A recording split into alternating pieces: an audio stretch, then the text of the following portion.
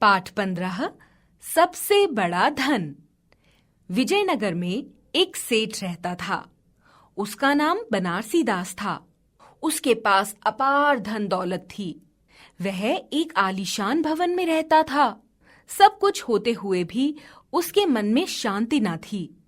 वह अपने नाती पोतों तक की चिंता करता था और उनके लिए बहुत सारा धन जुटाना चाहता था। एक दिन विजयनगर में एक संत आए। वे बहुत ज्ञानी और सरल स्वभाव के थे। वे अपने भक्तों की सभी इच्छाएं पूर्ण करते थे। सेठ की भी उनसे मिलने की इच्छा हुई। अगले दिन सेठ संत से मिलने पहुंच गया। उसने संत जी के चरण स्पर्श किए। संत ने उसे आशीर्वाद दिया, तुम्हारी प्रत्येक इच्छा पूरी होगी। यह सुनकर सेठ खुश हुआ। कुछ क्षणों के बाद संत ने फिर कहा, इच्छा पूर्ति के लिए तुम्हें एक काम करना होगा। सेठ बोला, आज्ञा कीजिए महाराज, मैं कुछ भी करने के लिए तैयार हूं।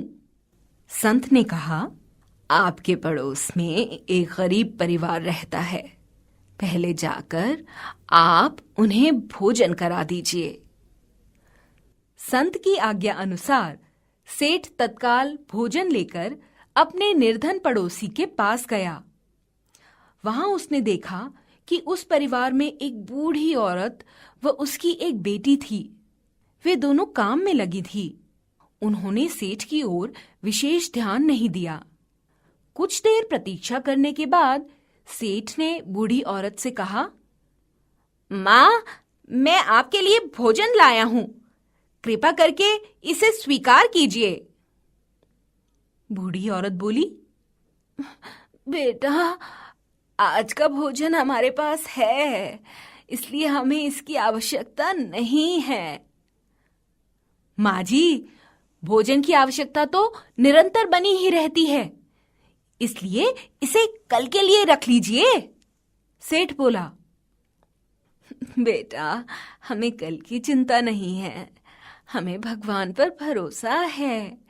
वे ही हमारे लिए भोजन का प्रबंध करेंगे। बूढ़ी औरत बोली।